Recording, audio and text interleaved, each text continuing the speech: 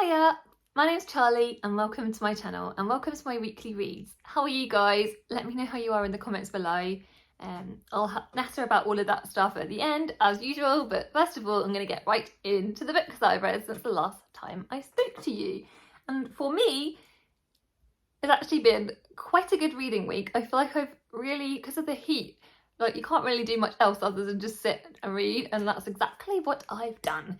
So yeah, the first book that I'm going to talk to you about is one that, well, I won't talk too much about because I spoke about it in my last video. I'll link my last weekly reads in the description. And this is The Secrets of Hartwood Hall by YouTube's Kate Lumsden, or BookTube's Kate Lumsden. And this is historical fiction in which we follow the lead character of Margaret Lennox, who is a governess, and she goes to Hartwood Hall to look after a young boy there and obviously teach him, as governesses do. And it's kind of like all the mysteries, and it's got like a little bit of romance. And yeah, obviously I spoke about this in last week's video. I adore this book, 5-star read. Like, I feel like more people need to be reading this book, and like, yeah, because it's just such a great book. Like, it's, if you love classics, there's loads of like little nuggets for you there. There's like loads of references to that. Yeah, I know what I forgot to mention in last week's video. The housekeeper is actually called Mrs. Pulley, and obviously if you guys watch the lovely Katie, you know that Natasha Pulley is one of her favourite authors. So when I saw that, I just literally love that so much. I think I even messaged Katie straight away being like fangirling over the fact that she'd done that, and that somehow I'd noticed. Obviously that's a stupid thing to do, obviously, but this is who I am.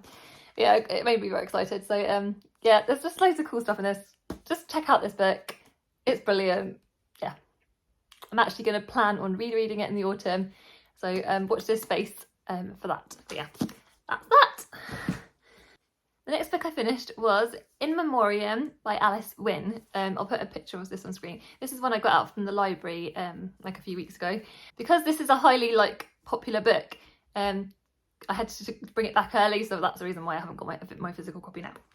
But yeah, in this book, it's set in the First World War, and we follow two lead characters mainly, which are Sydney Elwood and Henry Gaunt.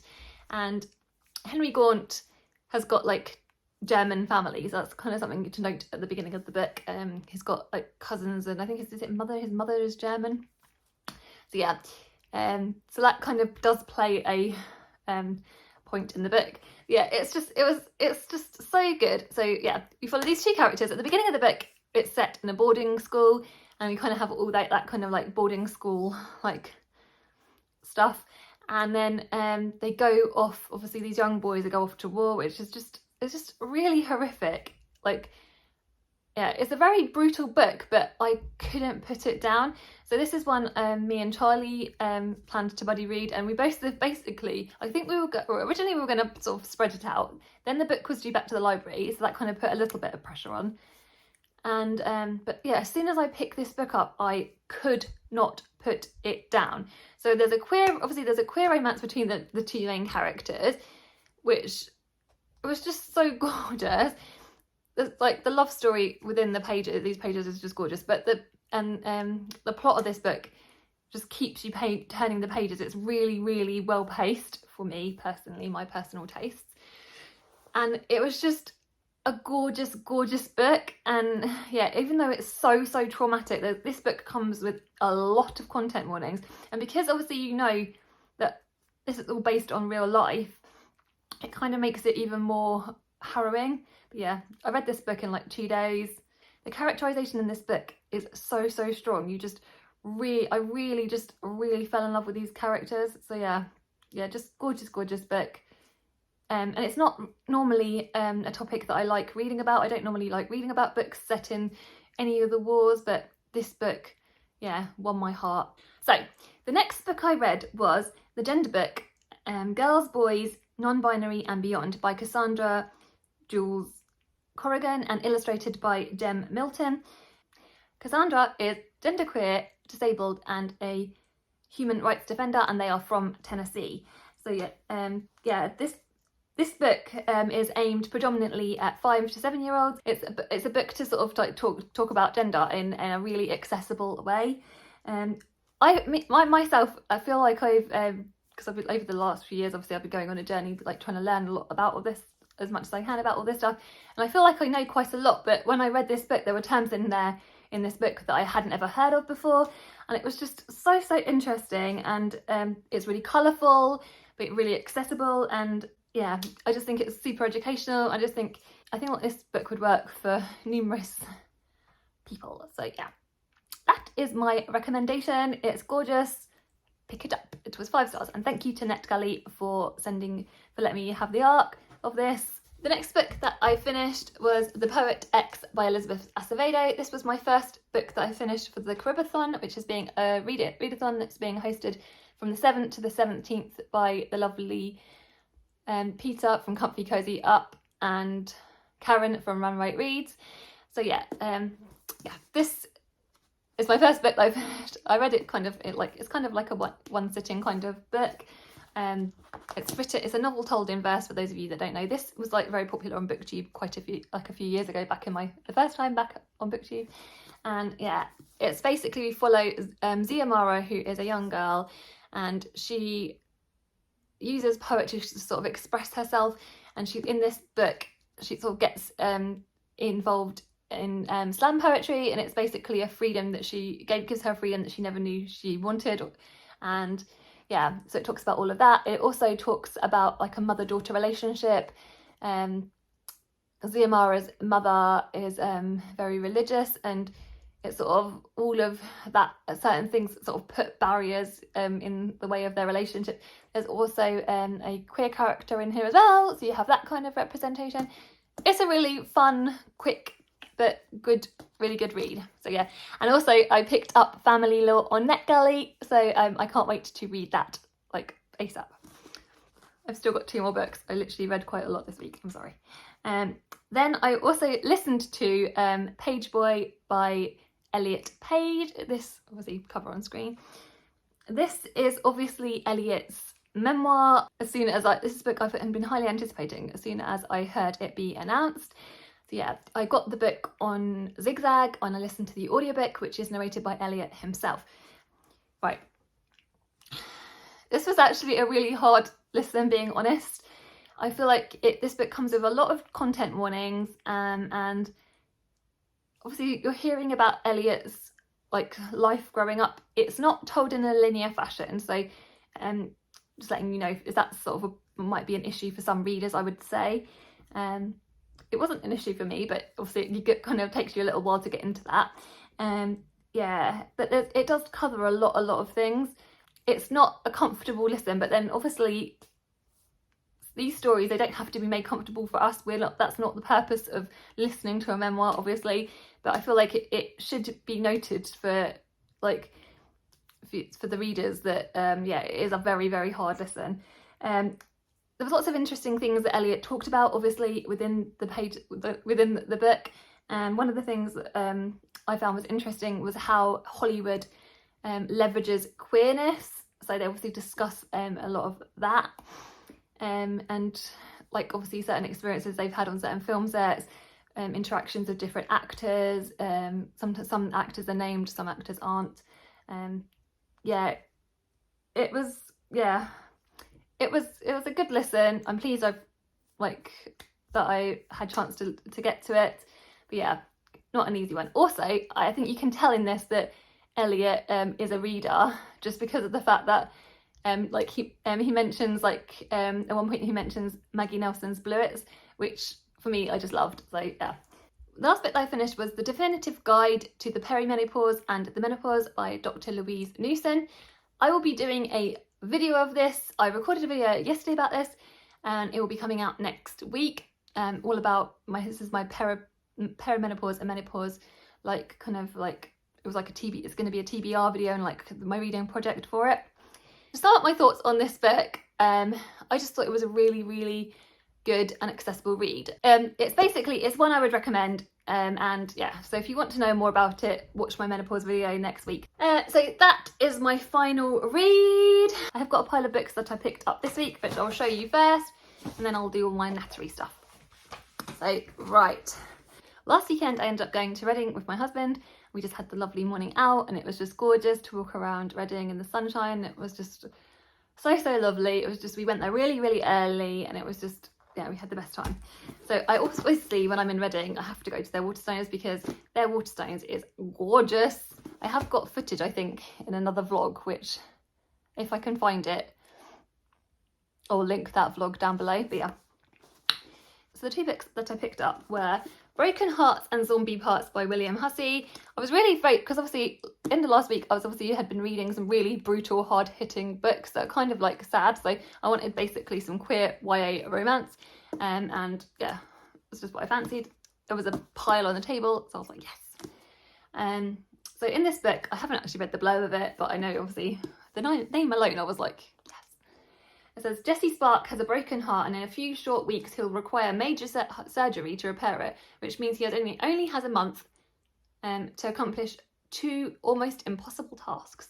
1, shoot an epic zombie movie on a shoestring budget to help him get into film school. 2, fall in love before this surgery lands him with a huge scar, because how will anyone ever fancy him after that? So yeah. And it's got like a little blurb by Simon James Green on it, which is never going to be a bad thing. So yeah, it just says on the thing, a big gay rom-com with a heart, which I love. That sounds exactly what I need. And there's another book that I picked up because I'd seen Katie literally just talk about it recently in her latest video. So yeah, Gwen and Art Are Not in Love by Lex Croucher. Lex is a non-binary author, and I have been, and also was previously or is a YouTuber. When I first started watching YouTube, Lex was one of the first people whose channels I watched. So yeah, it's so fun that they've had like a couple of like Regency kind of romance out for a while, which I haven't actually picked up. But as soon as Katie mentioned this one, I was like, oh, this just sounds like it's kind of obviously historical kind of, I don't know, something about it just made me want to pick it up. So yeah. And this one has got pink edges. Look, gotta love the pink sprayed edges. Then the next 3 books are books that I have picked up from the library.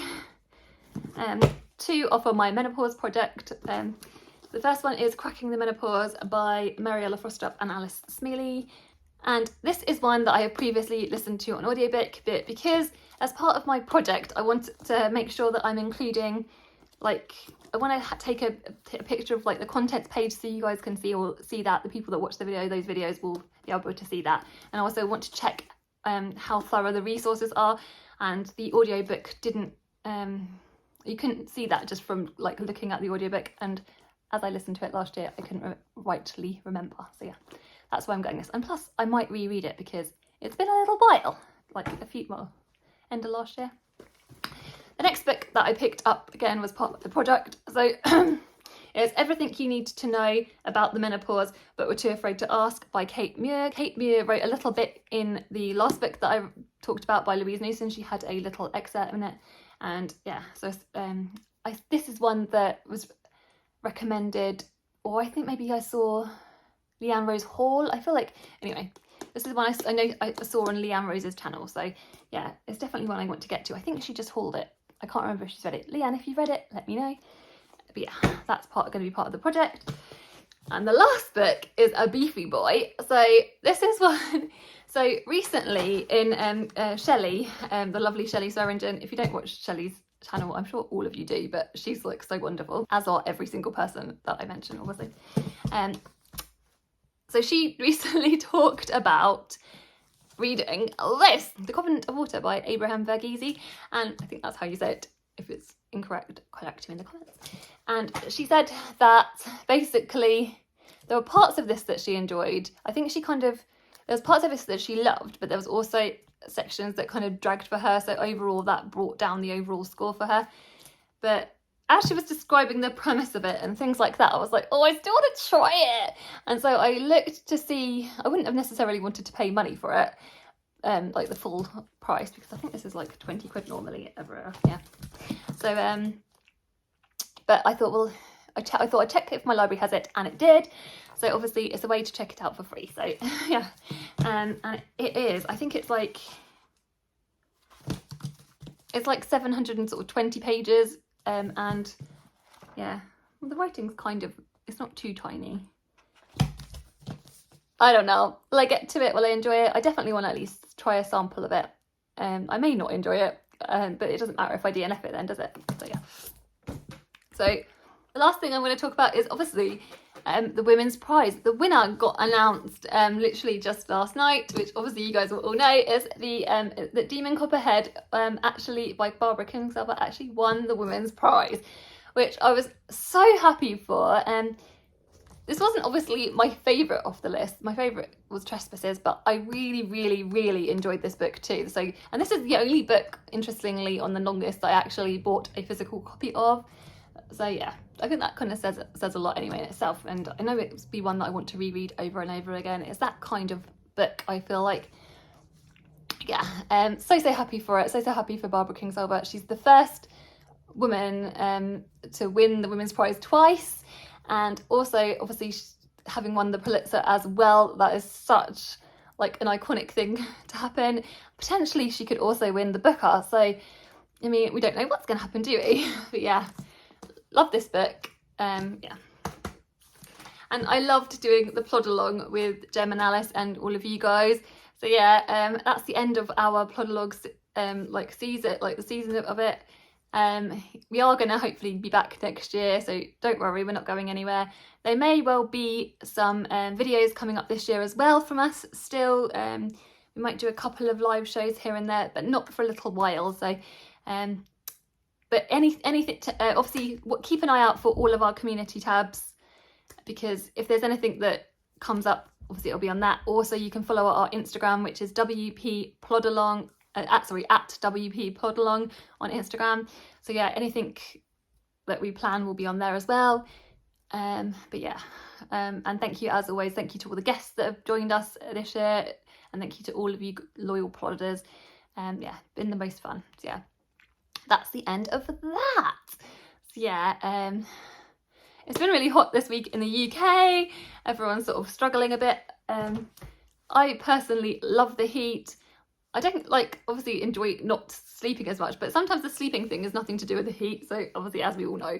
So yeah, but yeah, hoping to get out in the sunshine this weekend. I'm going to be seeing one of my friends, and we're going to be going to a National Trust property tomorrow, which will be very exciting. So yeah, I hope you guys are well. Sending a big hug to anyone that needs it. Obviously, this weekend in the UK, it's Father's Day weekend actually. So, which can be a good thing and can be a very hard thing for some people. So yeah, I'm sending big hugs to anybody that needs it. Sometimes these days can be just very, very painful. So yeah, self-care as always for anybody, and yeah, anybody and everybody that needs it. So yeah, take care, and sending you guys lots of love.